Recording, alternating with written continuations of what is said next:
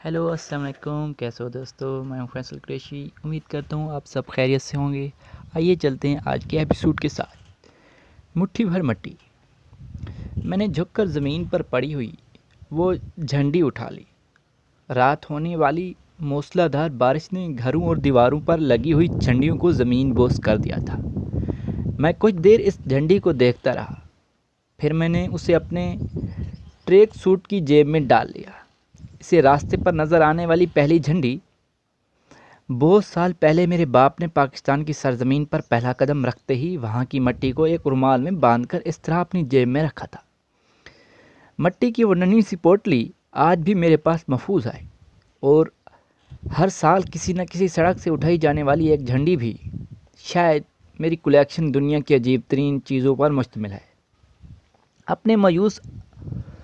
اپنے یوم آزادی کی بجائے اگلے دن کسی نہ کسی سڑک پر گری ہوئی کوئی مسلی بھیگی ہوئی ایک جھنڈی، پھر میں اس جھنڈی کو تاریخ اور سن کے ساتھ اپنے البم میں محفوظ کر لیتا ہوں۔ پچھلے 20 سال سے اسی مخصوص سڑک پر میں صبح کی سیر کے لیے آ رہا ہوں۔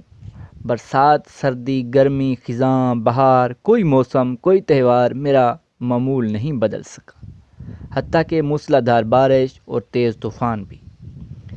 رات کی بارش نے ہر چیز کو گیلا کر رکھا ہے۔ تارکول کی سیاہ سڑک بھیگ کر کچھ اور چمکدار اور نمایاں ہو گئی ہے۔ سڑک کے کنارے لگے ہوئے درخت اور پودے بارش کے پانی میں دھل کر کچھ اور نکھر گئے ہیں۔ اس وقت بھی آسمان پر گہرے بادل چھائے ہوئے ہیں، اور شاید کچھ دیر بعد بارش ایک بار پھر شروع ہو جائے۔ برسات کی ہوا میں وہی مخصوص نمی ہے جسے پچھلے کئی سالوں سے اس موسم میں محسوس کرتا آ رہا ہوں۔ ہوا میں خنکی بھی ہے، کشمیر کی طرف سے آنے والے جھونکوں کی مرہون منت۔ صبح سویرے سڑک پر ٹریفک غائب ہے، اور اس کے ساتھ گاڑیوں کا شور بھی۔ البتہ سڑک کے کنارے لگی ہوئی گھاس میں جمع شدہ پانی سے محفوظ ہونے والی مینڈکوں کی آوازیں اس سناٹے کو توڑ رہی ہیں، اور کبھی کبھار سڑک کے کنارے لگے ہوئے درختوں کی گیلی شاخوں پر پناہ لینے والے پرندوں کی چہچہاٹ بھی۔ یہ اس علاقے کی سب سے خوبصورت سڑک ہے، اور میرا اور اس کے ساتھ اب 20 سال پر مشتمل ہے۔ 20 سال پہلے سڑک کے دائیں بائیں گھروں کی بہت محدود تعداد تھی۔ خالی پلاٹ سبزے سے ڈھکے رہتے تھے۔ پھر آہستہ آہستہ سڑک پر کوئی ایک بھی خالی پلاٹ نہیں، مگر گھروں کے آگے سڑک کے کنارے گھاس اور درخت ضرور باقی ہیں۔ میں اس سڑک پر واک کرنے والا اکیلا شخص ہوں۔ میری عمر کے لوگ، نوجوان لڑکے لڑکیاں، ادھیڑ عمر عورتیں، والدین کے ساتھ 10-12 سال کے بچے، وقتاً فوقتاً کوئی نہ کوئی میرے پاس سے گزرتا جاتا ہے۔ پورا سال میں اس سڑک پر بڑی خاموشی کے ساتھ چیزوں پر غور کیے گزرتا رہتا ہوں، مگر سال میں ایک دن نوسٹیلجیا کا دن ہوتا ہے۔ اس دن میں سڑک سے گزرتے ہوئے ماضی کے علاوہ اور کسی چیز کے بارے میں نہیں سوچتا، اور وہ آج کا دن ہوتا ہے، 15 اگست۔ 54 سال پہلے اس تاریخ کو میں نے اپنے خاندان کے ساتھ پاکستان کی سرزمین پر قدم رکھا تھا۔ لفظ خاندان شاید میں جذبات میں آ کر استعمال کر گیا۔ میرے ساتھ صرف میرا باپ تھا، 47 سال کا ایک دکھ بھرا ادھمواہ قاتل۔ جس قافلے میں پاکستان آیا تھا اس میں کم از کم 6 قاتل تھے۔ باقی کے لوگ کیا تھے یہ میں نہیں جانتا۔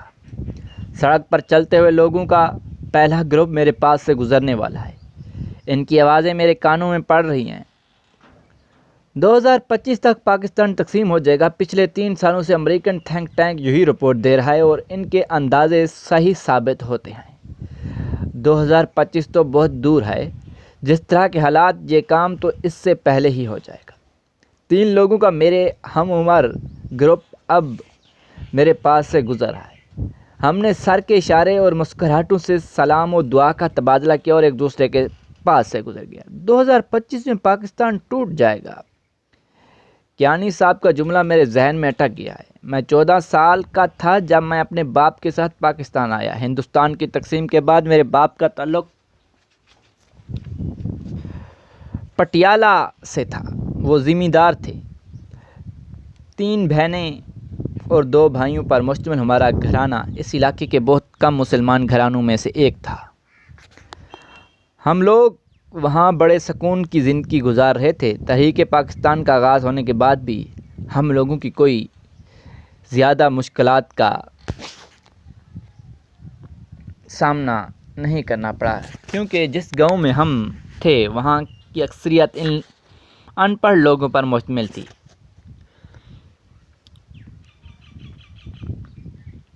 انہیں ملکی سیاست کے بارے میں زیادہ معلومات تھی نہیں دلچسپی، لیکن ایسا تحریک پاکستان میں شدت کے ساتھ ہی چوپال میں شام کو سیاست اور جناح کا یہ مطالبہ زیر بحث لایا جانے لگا۔ میرے باپ بھی ان مسلمانوں میں شامل تھے جس مطالبے کو ایک حماقت سمجھتے تھے،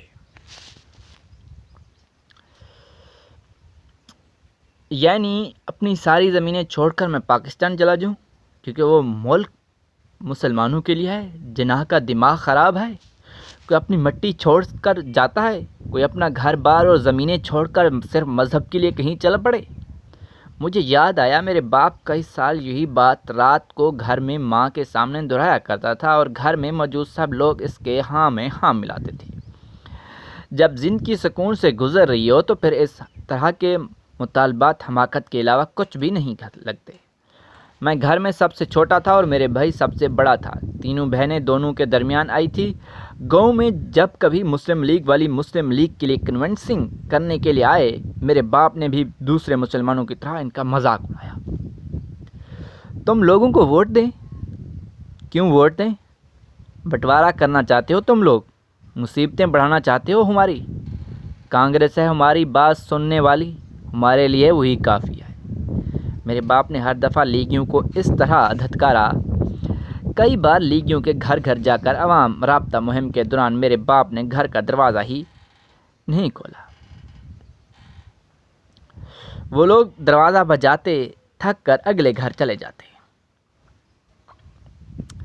میرے باپ کی سوچ میں تب بھی کوئی تبدیلی نہیں آئی۔ جب اس نے میرے بڑے بھائی کو ہائی اسکول کے بعد آگے تعلیم کے لیے جلندھر بھجوایا۔ گھر میں صرف میں اور میرا بھائی ہی تھے جنہیں تعلیم دلوائی جا رہی تھی۔ میرے بہنوں کی تعلیم نہیں تھی، میری بہنوں کی تعلیم نہیں دلوائی گئی تھی۔ اس علاقوں میں عورتوں کی تعلیم دلوانے کا رواج نہیں تھا، اور پھر مسلمان عورتوں کے لیے تو تعلیم شجر ممنوعہ کا درجہ رکھتی تھی۔ ماں اور بہنیں گھر کے اندر بند رہنے والی عورتیں تھیں۔ ماں کبھی کبھار باپ کے ساتھ کھیت پر چلی جاتی، مگر بہنوں نے ایسا کوئی کام نہیں کیا۔ میرے باپ ویسے بھی ایک خوشحال زمیندار تھا جسے گھر کی عورتیں کو کھیتوں پر کام کرنے کی محتاج نہیں تھی۔ جی دوستو، آج کا ایپیسوڈ ہم یہاں پہ اختتام کرتے ہیں۔ امید کرتے ہیں آپ کو ہمارا یہ سٹوری بہت پسند آئی ہوگی۔ اللہ تعالیٰ آپ کو خوش رکھے، آپ کے تمام پریشانیوں کو دور فرمائے۔ انشاءاللہ تعالیٰ ملتے ہیں ایک نیکسٹ ایپیسوڈ میں۔ اللہ حافظ۔